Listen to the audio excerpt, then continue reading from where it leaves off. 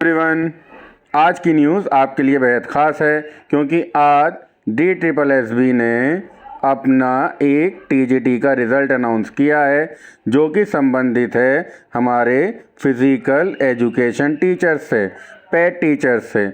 ये exam conduct कराया गया था 2 अगस्त 2021 को और आज 1 नवंबर 2021 को इसका रिज़ल्ट अनाउंस कर दिया गया है। आइए जान लेते हैं, समझ लेते हैं इसके अंदर क्या ख़ास बात रही, क्या मेरिट गई और आगे हमें क्या काम करने हैं, अच्छे से एक बार समझ लेते हैं।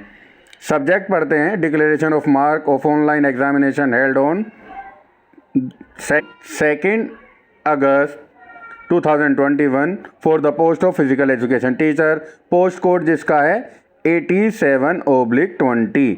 आज जो हम बात कर रहे हैं 87/20 जो DSSB का रिज़ल्ट आया है उसके रिगार्डिंग हम बात कर रहे हैं। चलिए क्या मेरिट गई है उसको हम देख लेते हैं। DSSB ने जो एडवर्टाइजमेंट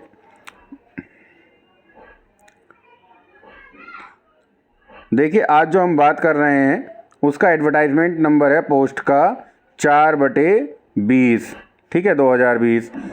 4/1/2020 को एडवर्टाइजमेंट निकाला गया था। 692 वैकेंसीज थी इसके अंदर। सभी ध्यान से सुनेंगे, 692 वैकेंसीज के लिए ये टेस्ट हुआ था जिसका आज रिज़ल्ट आया है। अब देखिए ध्यान से समझते हैं हम। 692 सीट्स के लिए एग्ज़ाम हुआ था और ये सीट्स कैसे थी। EWS की 27, अनरिजर्व की 249, OBC की 253, SC 84, ST 79। ये टोटल मिलाकर 692 वैकेंसीज थी जिनके लिए एग्ज़ाम कंडक्ट करा गया था। कब? 2 अगस्त 2021 को रिटर्न एग्ज़ाम हुआ था ये, ठीक है। ये ऑनलाइन एग्ज़ाम हुआ था, ऑनलाइन रिटर्न एग्ज़ाम, ठीक है। देखिए आगे चलते हैं। The marks obtained by 9018 student जो हैं who duly appeared in return examination. Online mode पर ये 9018 बच्चों ने ये एग्ज़ाम दिया था। जो एग्ज़ाम कंडक्ट कराया गया था 2 अगस्त 2021 को have been uploaded on the ORS module. ये उनकी जानकारी मॉड्यूल पर दे रखी है। अब आगे की बात कर लेते हैं। एग्ज़ाम तो इतने बच्चों ने दिया, अब आगे हुआ क्या कि अब इसमें जो सेलेक्ट किए गए हैं 944 कैंडिडेट हैं जिनका डोजियर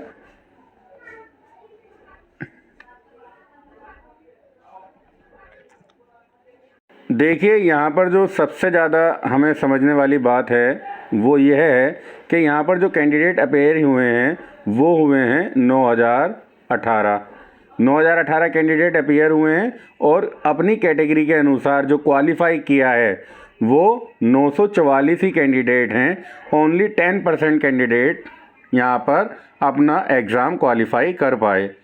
अब क्वालिफाइंग के बाद जो मेरिट बनी है उस पर ध्यान डाल लेते हैं।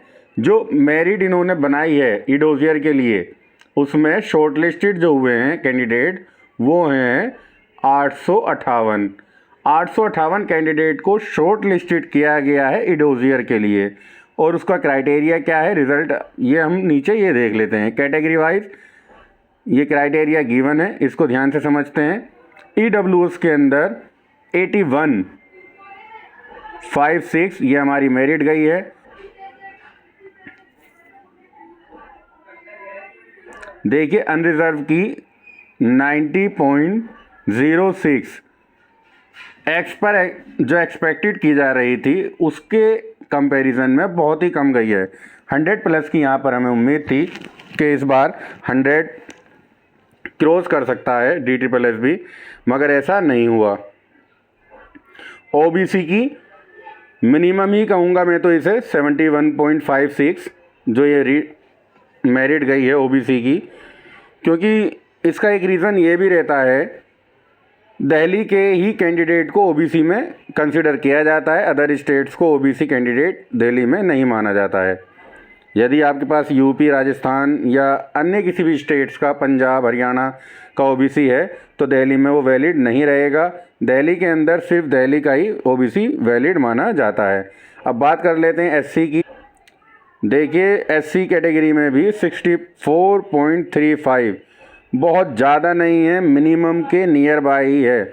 60 मिनिमम है साथियों और 64 मेरिट गई है, तो कोई बहुत बड़ा तीर नहीं लगा है। एससी और एसटी के अंदर 72 है, ये मेरिट मिनिमम क्राइटेरिया से थोड़ी ज़्यादा है, क्योंकि 60 एसटी के लिए होता है मिनिमम, एसटी के लिए। यहाँ पर 72 गई है एसटी की, तो यहाँ पर एसटी थोड़ी ज़्यादा चली गई, एसटी की थोड़ी सी हायर है इन कंपैरिजन ऑफ अदर्स। यहाँ पर हम कंपैरिजन ही कर रहे हैं, रिज़ल्ट को अच्छे से जांच रहे हैं, इसलिए मैं कंपैरिजन करके भी दिखा रहा हूँ आपको साथियों कि देखिए 90 जर्नल की है, 80 मिनिमम है, 90 गई है, प्लस 10 गई है, ठीक है। ओबीसी के लिए 70 है मिनिमम और यहाँ पर 71.56 है, तो प्लस में सिर्फ 1.56 है। और इसी तरह अगर हम एससी देखें तो यहाँ पर 4.35 प्लस में गई है ये, तो कोई ज़्यादा बड़ा नहीं है। सिर्फ अगर हम एसटी छोड़ दें कोई ज़्यादा नहीं है यहाँ पर फ़र्क। अब उन जो कैंडिडेट सेलेक्ट हो गए हैं, अब शॉर्ट लिस्टेड कर दिए गए हैं, वह क्या करेंगे कि 8 तारीख से, ये देखिए 8 नवंबर से 22 नवंबर तक अपना ईडोज़ियर ज़रूर फिल कर लें। आपको एक ईमेल मिलेगा, अपनी ईमेल आईडी पर एक एसएमएस आया होगा कि कॉन्ग्रेचुलेशन यू आर सेलेक्टेड या you are shortlisted for post code this and this और प्लीज़ फिल्ड योर ईडोज़ियर। इस टाइप से आपका एक ईमेल आएगा और इस ईमेल का इंतज़ार सभी को लगा रहता है। मैं यही दुआ करूंगा कि सबके पास ये ईमेल ज़रूर आए, जो भी प्रत्याशी एग्ज़ाम में बैठते हैं। आगे ये पॉइंट नंबर 12 है, mere asking the candidate for uploading documents in edossier module does not confirm him or any right selection for this post applied post। देखिए पॉइंट नंबर 12 जो है, इसको ध्यान से पढ़िएगा और समझने की कोशिश करते हैं। यहाँ पर ये कह रहा है कि आपने यदि ईडोज़ियर भर दिया है तो आपको जॉब 100% मिलेगी, इसकी कोई गारंटी नहीं है। पढ़ लेते हैं। Mere asking the candidate for uploading documents in the edossier module does not confirm him और her any right to selection to the applied post. उसके पास कोई राइट नहीं बन जाएगा, जैसे सीटेट पास करने के बाद आपका राइट नहीं बनता है कि आपको जॉब प्रोवाइड की जाए। जस्ट लाइक सीटेट के बाद उसमें लिखा होता है, इसको हम ऐसे समझ सकते हैं, इसे जस्ट लाइक इस पॉइंट 12 को हम इससे समझ सकते हैं कि सीटेट जब हम क्वालिफाई कर लेते हैं तो उस पर साफ साफ लिखा होता है कि यह आपका राइट नहीं है कि आपको जॉब प्रोवाइड की जाए। You are just qualified for CTET. Just like CTET में जो रूल अप्लाई होता है कि सीटेट क्वालिफाई करने के बाद आपका राइट नहीं बनता है जॉब के लिए, ऐसे ही यहाँ पर भी है। Point number 13, while every care has been taken in preparing the list, shortlisted candidate DPLSB reserve the right to rectify error and omissions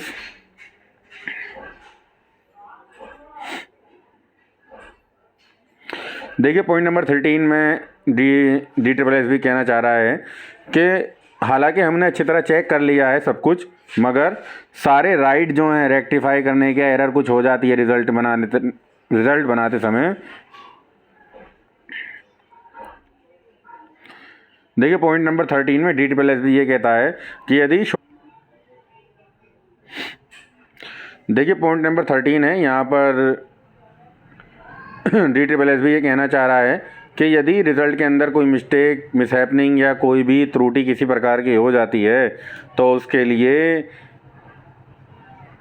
हम किसी भी केस, किसी भी स्टेज पर उसको डिडक्ट कर सकते हैं, दोबारा से वेरिफिकेशन करा सकते हैं, कुछ भी करा सकते हैं। ये सब DPLSB का राइट है।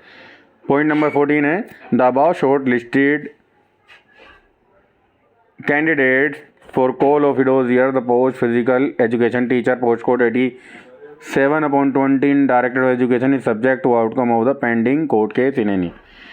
जो भी ये लिस्ट रहेंगी, ये कोर्ट केस यदि किसी ने कैंडिडेट ने कर रखा होगा इनके ऊपर, तो उसका इस पर प्रभाव पड़ सकता है, ये DSSB कहना चाह रहा है, क्योंकि ज़्यादातर केसों में DSSB को कोर्ट केस का सामना करना पड़ता है। The issue with approval of the chairman of DSSB के चेयरमैन के यहाँ पर सेक्रेटरी सर के साइन हो रहे हैं और इसको अप्रूव करा गया है चेयरमैन के द्वारा। सभी साथियों को बहुत बहुत धन्यवाद जो शॉर्ट लिस्टेड हो गए हैं।